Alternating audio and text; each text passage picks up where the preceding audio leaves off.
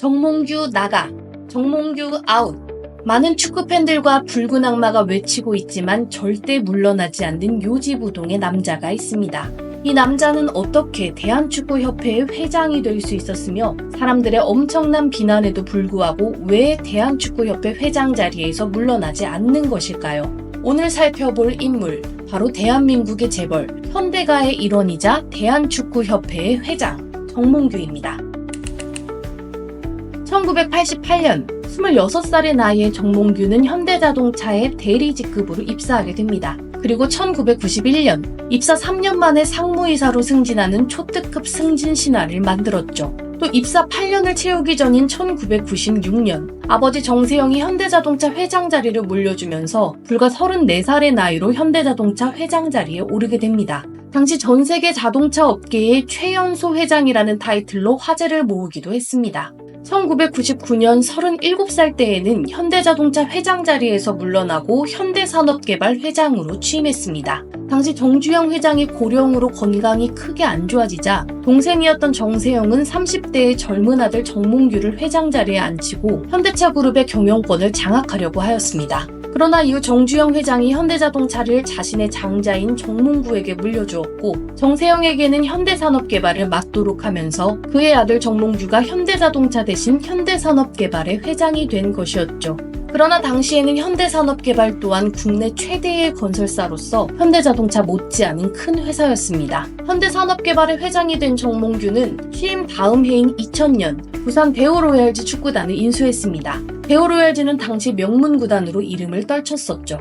그러나 2013년 대한축구협회 회장에 취임하면서 본인이 인수했던 이 구단은 그대로 방치하게 됩니다. 이에 부산 아이파크로 이름을 변경한 대우로얄즈는 2015년 정몽규 본인이 대한축구협회 회장이 되고 나서 직접 도입한 승강제에 의해 2부로 강등당하게 되죠. 이 때문에 부산의 축구팬들은 현재까지도 정몽규를 비웃으며 비난하고 있습니다. 2019년에는 본인의 기업과는 전혀 관계없는 아시아나 항공 인수에 열을 올리다가 2020년 급작스럽게 인수 포기를 선언하면서 계약금 2,500억 원을 날리게 됩니다. 게다가 계약금을 내지 않으려고 소송을 했다가 패소하기도 하였고 이후 또 재판에 불복하여 다시 부당이익 반환 청구 소송을 제기해 많은 사람들로부터 비판을 받았습니다. 2022년에는 광주 화정 아이파크 붕괴 사고에 대한 책임을 지고 현대산업개발 회장직에서 사퇴했습니다. 광주 화정 아이파크 붕괴 사고는 2022년 1월 11일 건설공사 중이던 아파트가 붕괴되면서 사망자 6명을 낸 사건입니다.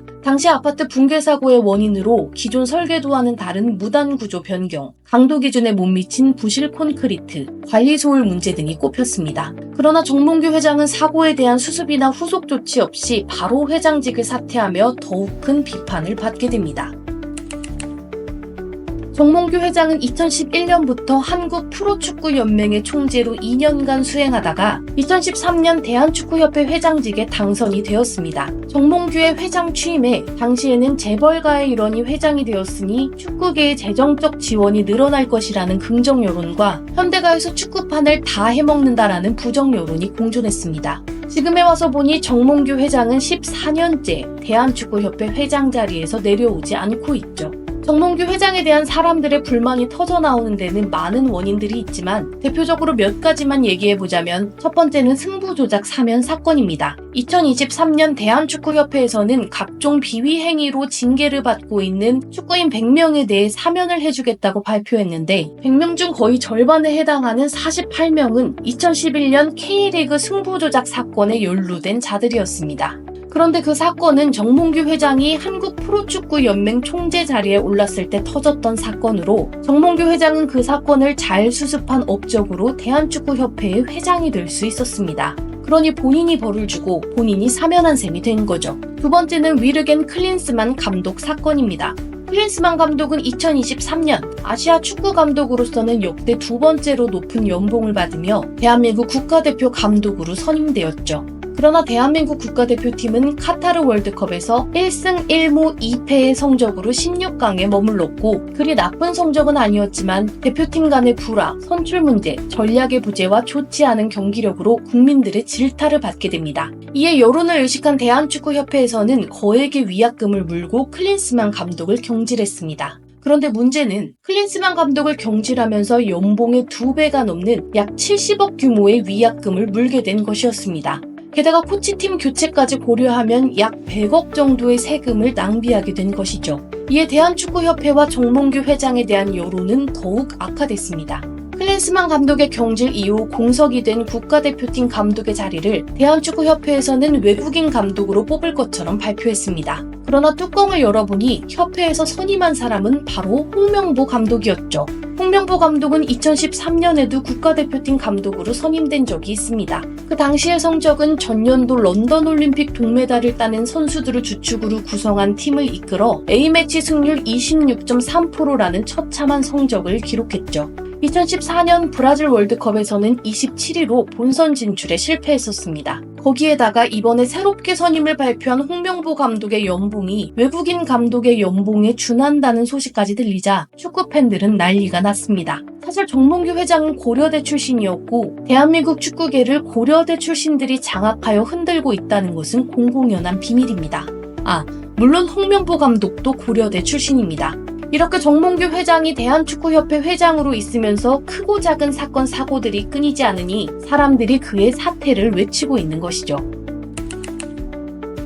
2024년 7월 26일 정몽규 회장은 본인의 자서전 축구의 시대라는 책을 발간했습니다. 그런데 재밌는 것이 보통 자서전은 인생의 말년이나 은퇴 이후에 본인의 삶을 되돌아보면서 발간하는 경우가 보통인데 정몽규 회장은 공교롭게도 본인의 임기를 반년 정도 남겨놓고 이 책을 발간했습니다. 정몽규의 대한축구협회 회장 임기는 2025년 1월까지죠. 그리고 이 책의 목차 구성을 보면 과거의 일들을 회상하는 형식이 아니라 과거와 오늘 그리고 비전으로 구성되어 있습니다. 그래서 대한축구협회 회장의 사연임을 노리고 때에 맞춰 발간한 것이라는 비판이 일고 있죠. 실제로 정몽규의 비전 파트를 살펴보면 2033년까지의 목표와 대한민국 축구종합센터 건립 같은 내용들이 들어있는데 이런 비전들을 다 이루려면 4연임이 아니라 5연임, 6연임까지 해야 가능할 것 같습니다.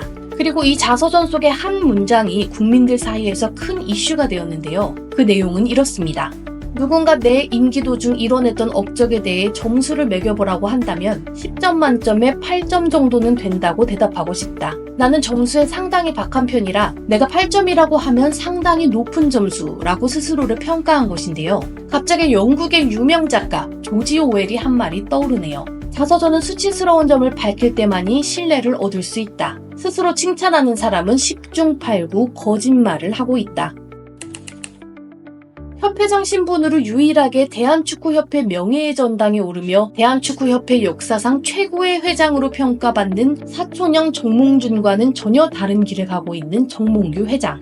절차와 규정을 무시한 채 독단적으로 밀어붙였다가 최악의 상황으로 끝을 맺은 위르겐 클린스만 감독 선임권, 그리고 이번 홍명보 국가대표 감독의 선임권까지. 홍명보 감독이 국가대표 감독직을 정말로 잘 수행할 수 있을지는 모르겠지만 만약 수행을 하다가 대표팀의 성적이 안 나올 때는 그 후폭풍을 어떻게 감당할지 저는 잘 모르겠지만 어쨌든 재벌가 출신으로 대한축구협회의 회장이 되어 지금 대한민국의 축구계를 이리저리 뒤흔들고 있는 남자 정몽규 회장에 대한 인생 이야기였습니다.